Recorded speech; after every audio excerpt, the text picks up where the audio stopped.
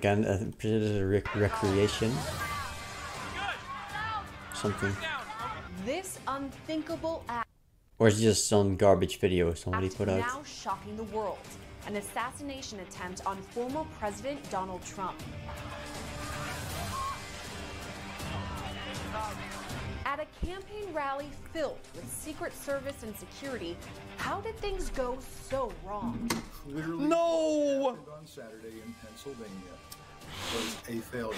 This was about as close as you're going to get for a president. Hold on, chat, hold on. Chat, I'm gonna mute, chat. Guys, I have lemonade in my keyboard.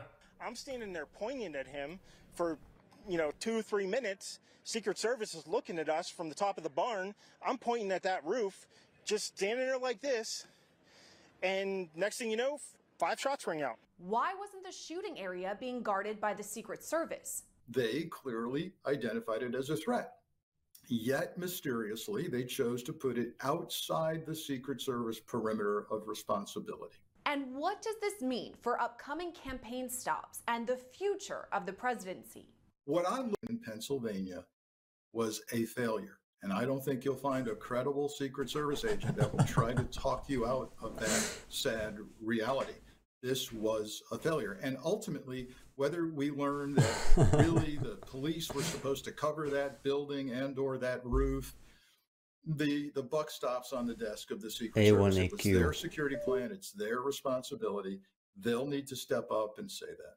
Figluzzi straight up calls the shooting a failure on the part of the Secret Service, but says there are several things that could have contributed to the oversights. So what went wrong here? I mean, it seems like it could have been a domino effect, one thing after another, but to me there were some pretty big glaring errors. How did this even happen?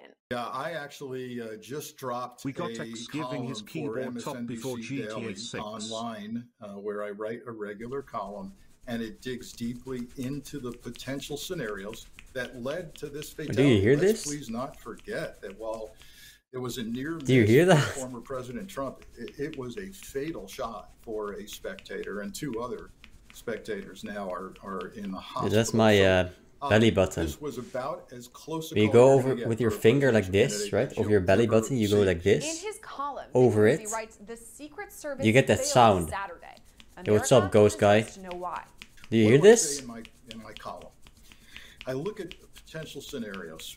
One, this. Man, do you hear that? That's my belly button. What we've already known and reported, which is the Secret That's pretty Service fun, right? was well aware of this building and the potential risk it posed. That's coming from multiple sources at Secret Service to multiple media outlets. The distance from the building to the podium, based on the elevated nature of this building, which gives the high ground to a potential bad guy. Here you go. They clearly identified it as a threat. There you go. Yet, mysteriously, they chose to put it outside the Secret Service perimeter of responsibility. Now, that means likely that it was delegated to state or local police to cover, and that there had to be some level of detail about what cover means. Are you going to post officers on the ground and simply prevent people from getting into the building? That's nice. Are you also going to put someone on the roof or have eyes on that roof? Because again, it's not the Secret Service perimeter, so it's yours. And that had to be clearly communicated. Figluzzi says maybe I look cool. Thank you, man. In one extremely important area. What do you mean I look cool? What do I look cool? Almost guaranteed. Finger pointing. I thought you had it. No, I thought you had it. There's another scenario that I've seen and don't like at all, because in my FBI experience, it leads to catastrophe. And that's the possibility of mixed responsibilities. Hey, our Secret Service snipers and police snipers will cover that roof. We've got the roof. What you need to do, police department, is cover the roof so that no one is ever going to get in that building. You've locked it down. You've talked to the owner. You've got the locks and keys. Well, what are we hearing? The owner of that building is saying, yeah, I mean, don't eat over your keyboard, then, bitch. During the advance for the night, and not after the shooting. So we have a serious breakdown here. According to Figluzzi, communication wasn't the only oversight. In fact, thank you, it was Kurt. the area of the rally that the Secret Service I think that's the first compliment I've had ever since I visited my grandma or the Secret Service last time. I'll get one on DoorDash, yeah. And some of the reports I've seen say the shooter was only 500 feet away.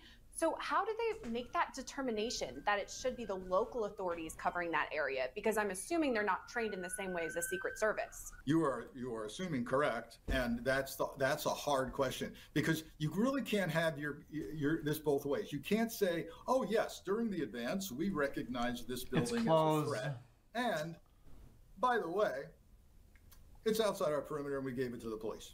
Now, we haven't, I want to be careful, we have not heard that line per se from the Secret Service. In fact, they've been incredibly closed mouth here. They haven't stepped up and said, we own this, we're always responsible, no matter what. They've just hunkered down and said nothing. But yeah, it's inconsistent to say high ground, threat, well within a rifle target range, has it. and comma, we gave it to somebody else. This is clearly just a Secret Service. They didn't check. How do you not check this stuff? We have this guy who might be the new president. Very important. How do you not check the perimeter? We've got to cover it, and then let's give it to the locals. Something's inconsistent there. It's on a roof, right? The one roof in the vicinity. But potential security measures that were that's probably the spot a sniper would want to be on, right? If somebody's gonna shoot the guy, that's where the shooter is. How do they not check this? What does that sound like? You get on the radio, or I've seen people physically go around. That's a great practice. Hey, post number 1. You got the building, right? You awake? You okay? Have you been shot? Abducted? You eating a sandwich? All good on post 1? Get the feedback. Yeah, all good, post 1. That's like 101 of special event posts. So what happened here? What was easy, I got Nikki, we're going. Get on the radio and say, hey, high building, you good on post 1? No answer. Yeah, the shooter guy. I think it's sandwiches. I don't understand. This guy, this was the shooter, but it was on a roof, and they didn't even check. They didn't check the roof. How do you not check the roof? They've got backup, right? Everything. It's still doing VVV. So I don't get it. Security measures aside, there is some concern that federal and local authorities you understand. dismissed the warning signs You expect snipers to be in the buildings, higher up on the roof, perhaps. But it's just odd that they didn't check.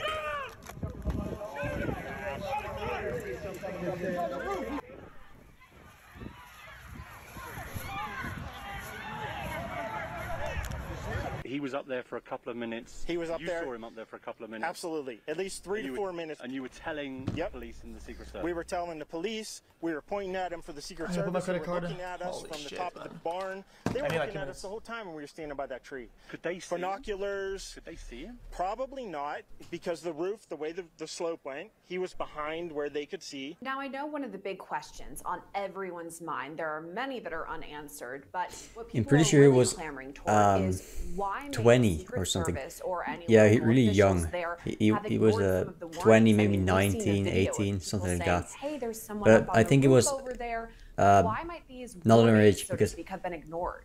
Well, you need to be of age to get a gun. I'm with you. I see it as not so much ignored with regard to the spectators. So and it's pretty hard for children to get a gun. A dropped ball and confusion. What the spectators are describing is officers kind of looking at them saying, what are you talking about? What roof? What do you see? We don't see it. And what that means is the officers were not getting on their radio, right? They're not, get on the radio. We have witnesses saying something's up on the roof. Constant communication. So will this investigation find that they weren't on the same frequency as Secret Service? That's a huge problem. He's not talking. It's a huge problem. I need literally 3 minutes. Because the Secret Service guards their frequency very carefully. They use an encrypted federal frequency. So they might give one walkie-talkie to one officer in one department. Say, you're the keeper of the federal radio. This gets very odd. The Secret Service may have a police radio that's unencrypted, that there's so they can hear police traffic. But what this gets back to, Sierra, is something we already talked about: confusion and misunderstanding about who was responsible for what. Right? So if the police are like, yeah, what group? Where is my schizo? It's gone. They deleted my schizo emote. Right? If they were. We have reports now, multiple so I'm all good, I got it. Went up a ladder or no, I'm all good, I'm chilling. Because me? Yeah, I'm sorry. Anyone took a look at the shooter. Shooter looked at him. Officer reportedly went back down the ladder. Okay, so you know, did that officer get on the radio and give an emergency signal? I have. I got it. Thank you. It's contact. Shooter. Yeah, this is very sus. This is important to find out, because if that officer had said, shooter on roof, I have contact, which means I have an armed person, that Secret Service sniper or other sniper could have taken that guy out in a millisecond, and shots never would have been fired at former President Trump.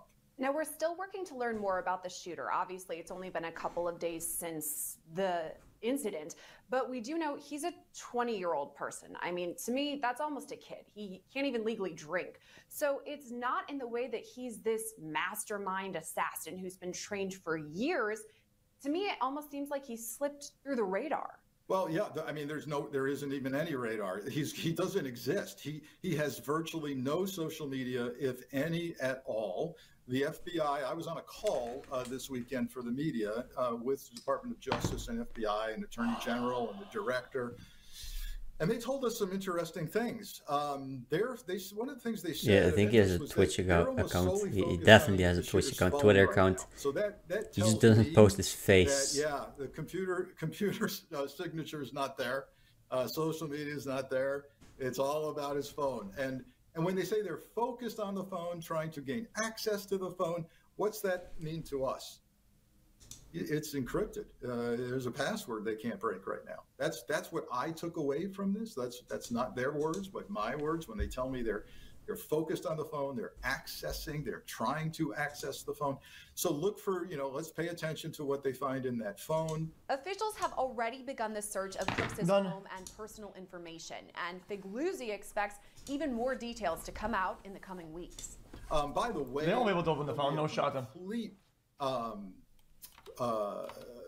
overlay, usually computer-assisted graphics. You'll see a really state-of-the-art, minute-by-minute creation of what he ate for breakfast that morning, how he traveled. They'll use this from cell phone tracking, right? From any highway tolls, any cameras in the area. They will have a story to tell visually and audibly from his breakfast that morning all the way to the shooting.